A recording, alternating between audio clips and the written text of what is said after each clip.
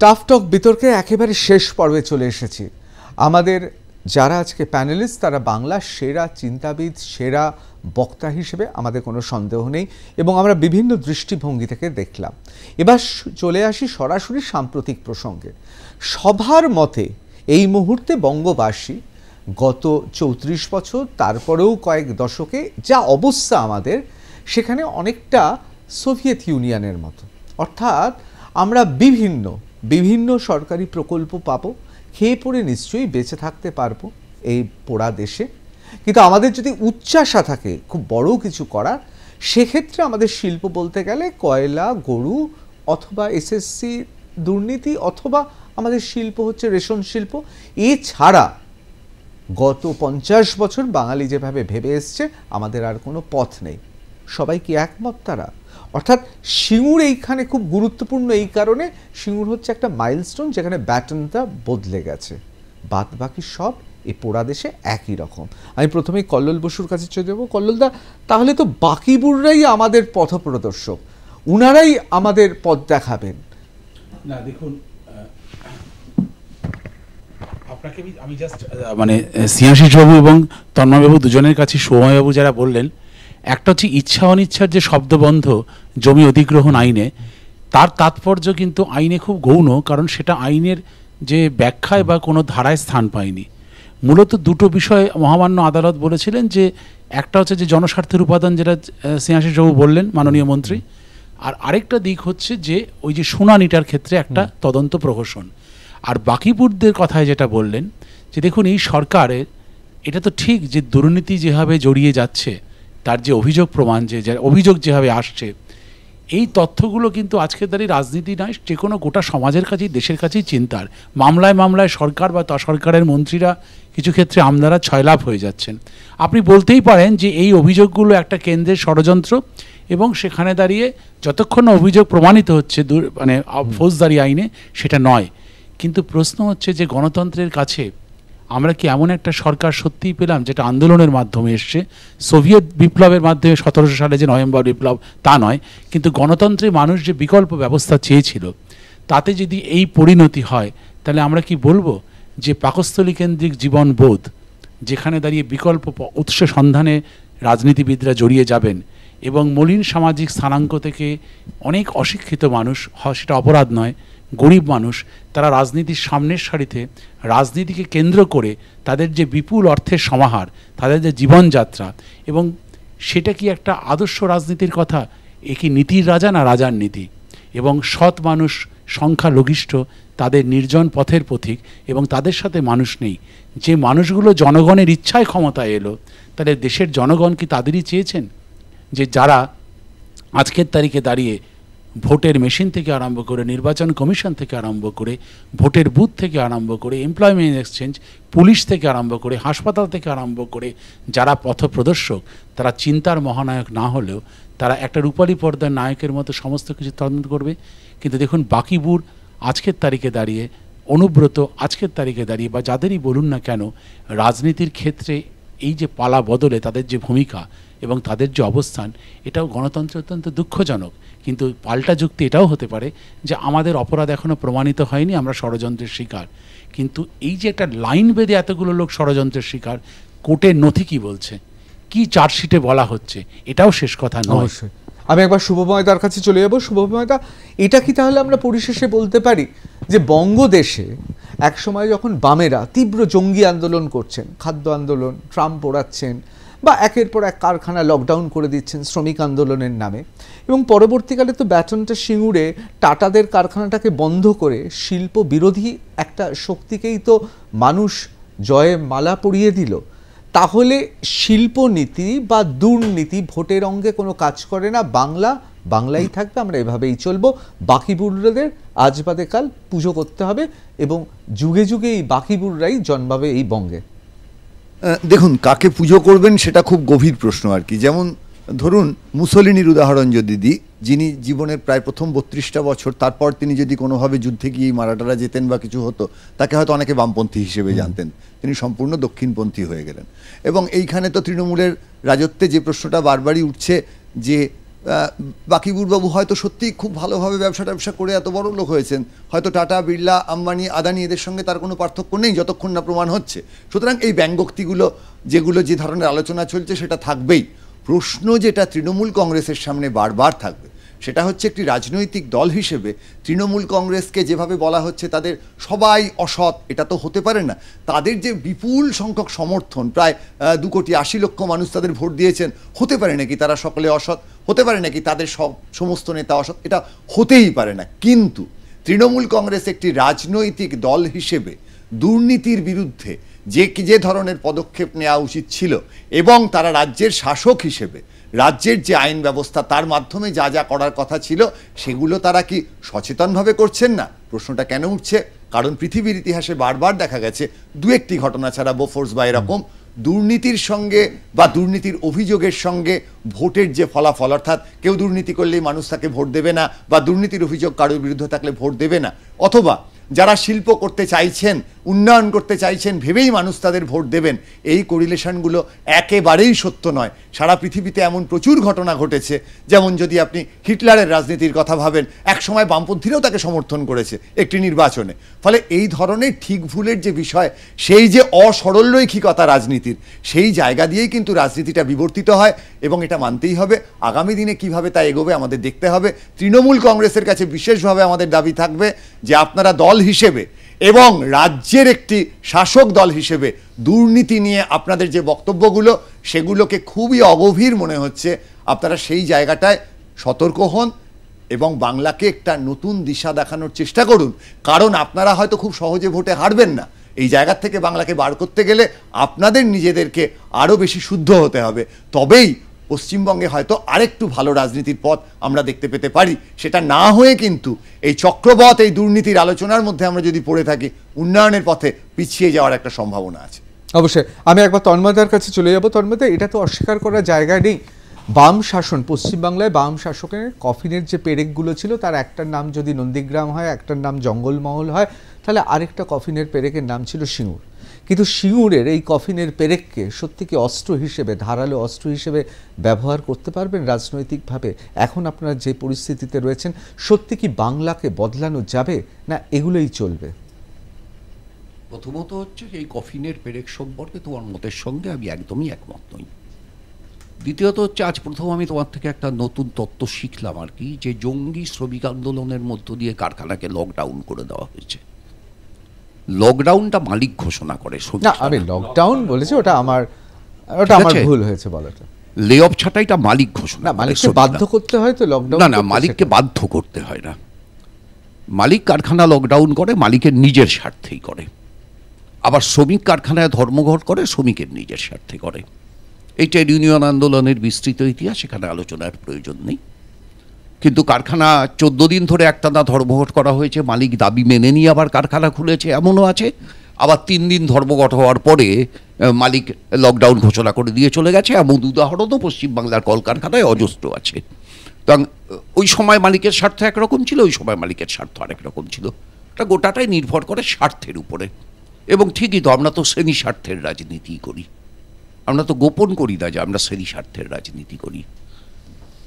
সুতরাং আমাদের শ্রেণীর স্বার্থে আমরা যেটা উচিত মনে করেছি সেটা করেছি।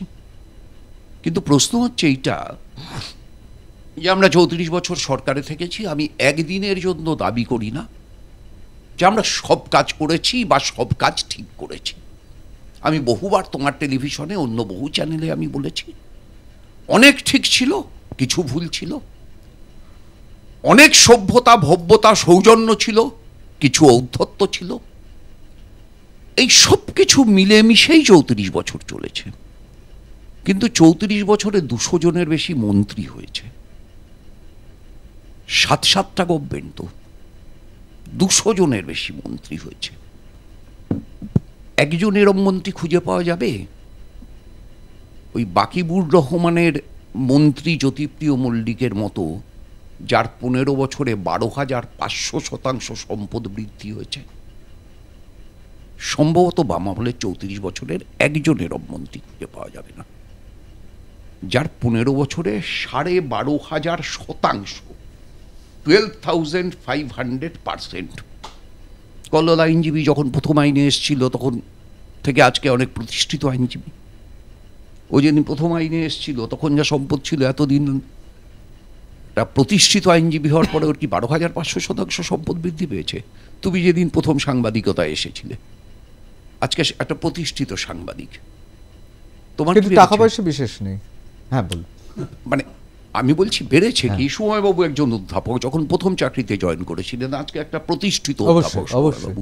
সুময়বাবু কি 12,500 সেকেন্ড একটা, মানে চাকরিতে জাস্ট জয়েন করার আগের মাইনের সঙ্গে তুলনা করলে কিন্তু সবারই ইনফাইনাইট বেড়েছে আর কি।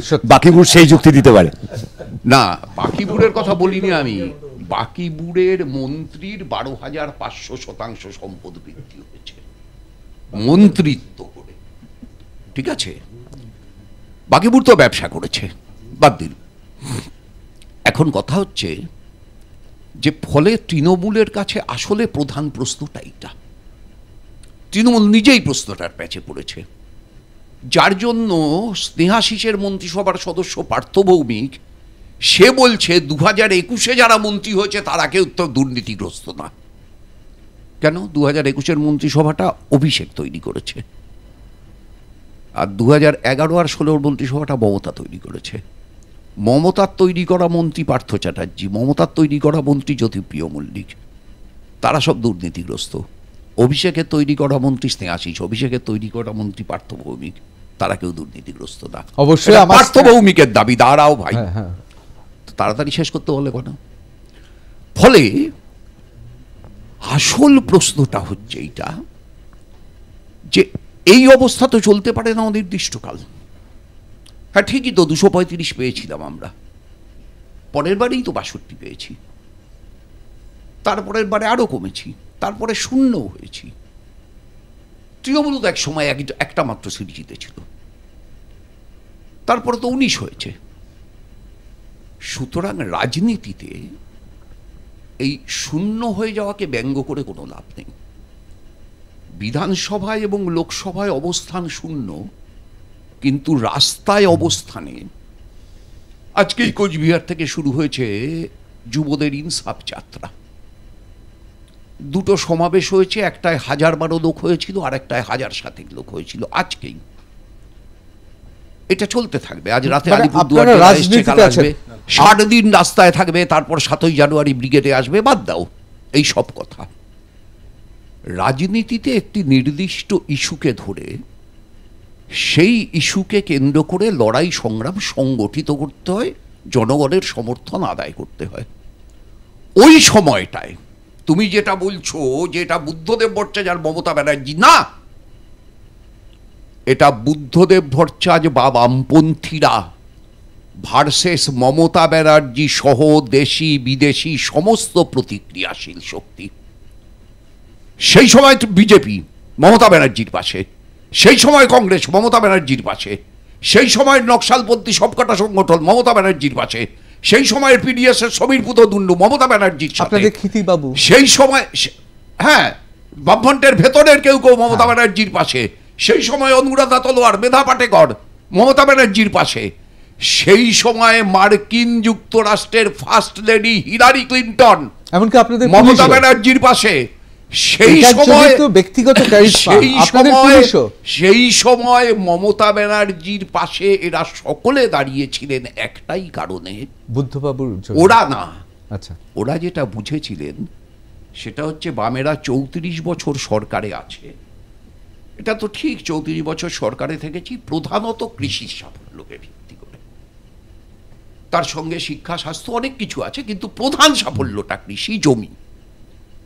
এবার যদি শিল্পেও সাফল্য হয়ে যায় তাহলে তো 68 বছর না 340 বছর বলা যাবে না। অবশ্যই আমি বামেদের শেষ করতে হবে, লাল ঝান্ডাকে শেষ করতে হবে, বামপন্থী চেতনাকে শেষ করতে হবে।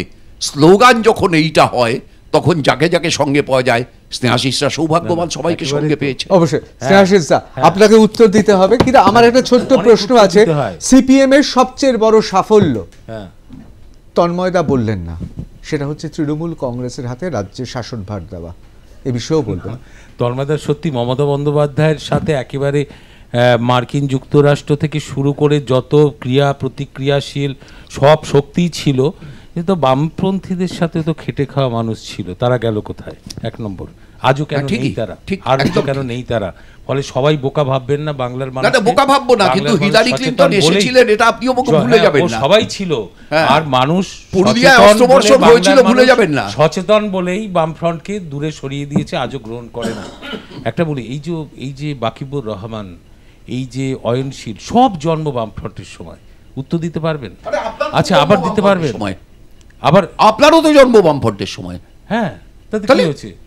তাহলে বাকিবুরের জন্ম বাকিবুরের ওই জন্ম না, রেশনের সাথে যুক্ত মমতা ব্যানার্জির ভুয়ো ডিগ্রিও তো বামফ্রন্টের সময়, এবং মমতা ব্যানার্জির ভুয়ো ডক্টরেট ডিগ্রিটাও তো বামফ্রন্টের সময়। অয়নশীলের শিক্ষা দুর্নীতির সাথে যুক্ত আপনার সময়। মমতা ব্যানার্জির ভুয়ো ডক্টরেট ডিগ্রিটা কার সময়? এটা মানুষ জানে। মমতা ব্যানার্জির ভুয়ো ডক্টরেট ডিগ্রিটা কার সময়? বলতে দিন না, আরে মহা মুশকিল, অপ্রাসঙ্গিক বললে তো উত্তর দিতে হবে। বাবু, আপনাদের মন্ত্রী জ্যোতিবাবুর মন্ত্রিসভা থেকে চোরেদের মন্ত্রিসভা বলে চলে যায়। কোনদিন বলেননি, মিথ্যে কথা।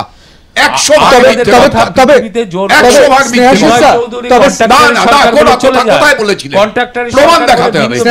প্রমাণ দেখাতে হবে। তন্ময়দার এই প্রশ্নের উত্তরটা একটু দিতেই হবে। আপনারা সমালোচনা করেন। না বুদ্ধদেব ভট্টাচার্য সম্পর্কে এই কথা আমি অ্যালাউই করব না। কোথায় অসুবিধা জানেন তো? অ্যালাউই করব না। কারখানার গেটে যে জ্যোতি বসু একজন শ্রমিক নেতা হিসেবে আন্দোলন করতেন এবং শ্রমিকদের বলতেন যে শ্রমিক তুমি জোট বাঁধো মালিকের বিরুদ্ধে, তিনি বাড়িতে গিয়ে ছেলেকে বলেছিলেন শ্রমিকের আন্দোলন করতে হবে না, মালিক করতে হবে। তুমি শুনেছিলে নাকি?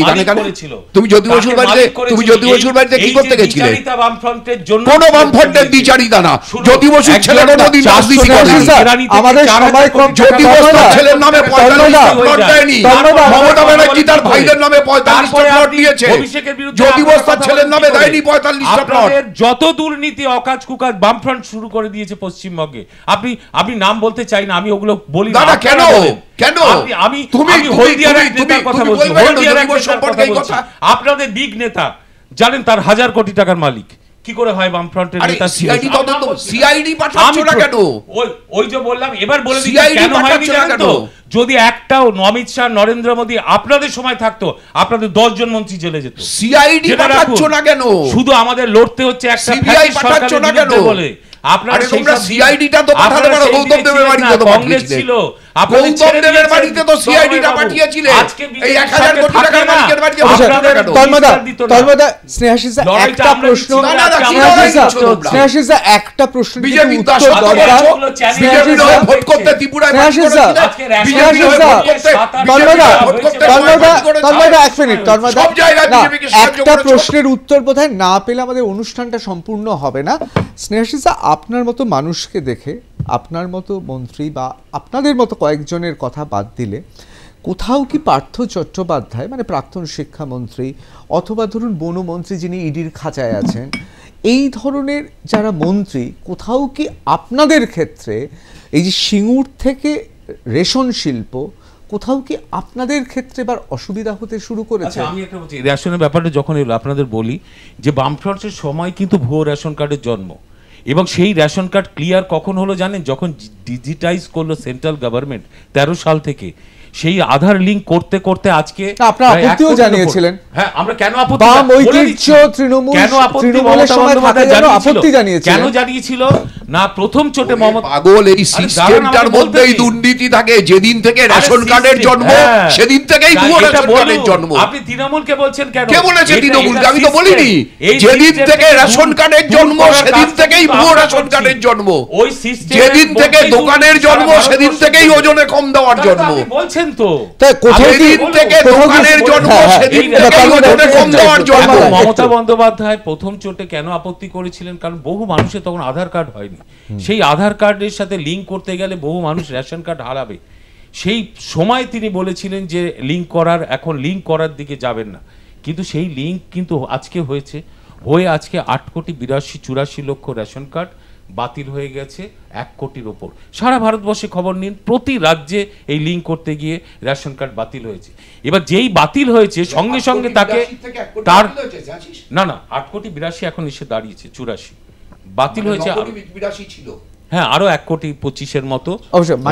এবং অনেকে তাহলে যদি 9,82,84 ছিল হয় আর তার থেকে 1 কোটি বাতিল হয়ে এখন 8,82,84টা জেনুইন হয়, এবং নিশ্চিতভাবেই আমার ধারণা কল্লোল রেশন তোলে না, আমি রেশন তুলি না, সোমাবাবু রেশন তোলে না, সম্ভবত তুমিও তোলো না, ও তোলে না, 20-25% মানুষ রেশন তোলে না, মানে 6 কোটি মানুষ রেশন তোলে, মানে মমতা ব্যানার্জি যে এতদিন ধরে বারবার তোমার এবং আমার উপস্থিতিতে বিধানসভার ভিতরে এবং বিধানসভার বাইরে বারবার বলেছেন যে তিনি রাজ্য সরকারের পক্ষ থেকে 10 কোটি মানুষকে রেশন দিচ্ছেন, তিনি মিথ্যা কথা বলেছেন। না, আমি একটা কথা বলছি, এই যে কথাগুলো না, আপনারা কি বলছি, অসুবিধা কি হয়ে গেছে বামফ্রন্টের, আপনারা শুধু মমতা বন্দ্যোপাধ্যায়ের কথাগুলো ধরে ধরে সমালোচনা করছেন, তো আদৌ মানুষের কাছে নেই। আমরা 10 কোটি মানুষকে ডেভেলপমেন্ট দিচ্ছি, আমরা বলি তো এই কথাগুলো, এই 10 কোটি এই কথার কোনো মানে নেই। আপনি শুনুন, এখনো বলছি বিধানসভার রেকর্ডে আছে। আমাকে শেষ করতে হবে। স্নেহাশিসদা, তাহলে আপনি বলছেন যে বাতিল হয়েছে বলে দিচ্ছি, না মানে নেই না, আমরা 100% মানুষের কাছে ডেভেলপমেন্ট পৌঁছে দিয়েছি। সরকারের এটাই মোটিভ, যা কিছু প্রকল্প সার্বজনীন করা হয়েছে, এবং খাদ্য বলুন, চিকিৎসা বলুন, শিক্ষা বলুন, সবটা।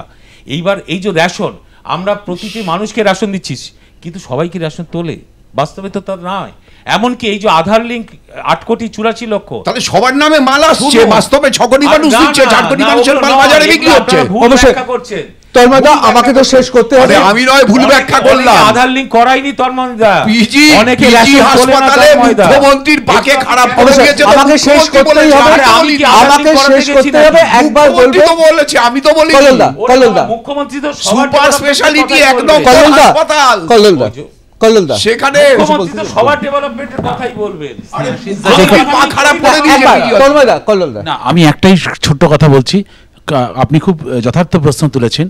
বাকিবুর জ্যোতিবাবু, মানে যিনি জ্যোতির কি নাম ওনার, যে প্রিয় মল্লিক, তারপরে যারা বাকিরা যে সবার কথা যারা বলছেন, ধরুন এদের যে আজকে সামনের যে অবস্থাটা, যেটা সিংহাশিসবাবু বললেন যে বামফ্রন্টের সময় যদি বিজেপি থাকতো পাওয়ারে, অমিত শাহরা, তাহলে বামফ্রন্টের অনেক মন্ত্রী জেলে যেত। অবশ্যই।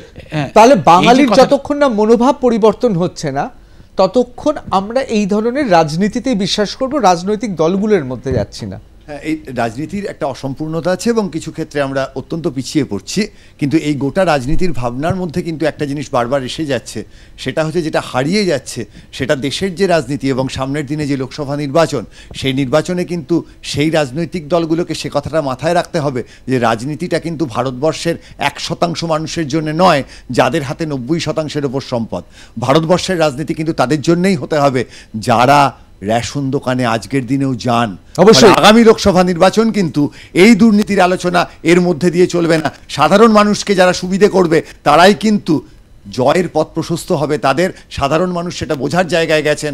সমস্ত রাজনৈতিক দলকে বুঝতে হবে দুর্নীতির রাজনীতি, পুঁজিবাদী ব্যবস্থা, এর বাইরে বেরিয়ে সাধারণ যে ভারতবর্ষের নিম্নবিত্ত মানুষ তাদের জন্য কি করছেন, এই কথা রাজনৈতিক দলগুলোকে পরিষ্কারভাবে বলতে হবে। ওর জন্য তো বাংলায় 10 জন মানুষও বলেনি যে এই সরকারের আমলে আমরা রেশন। অবশ্যই আমাকে অনেকে বলবেন একটু সরকারপন্থী, আমিও বলি না।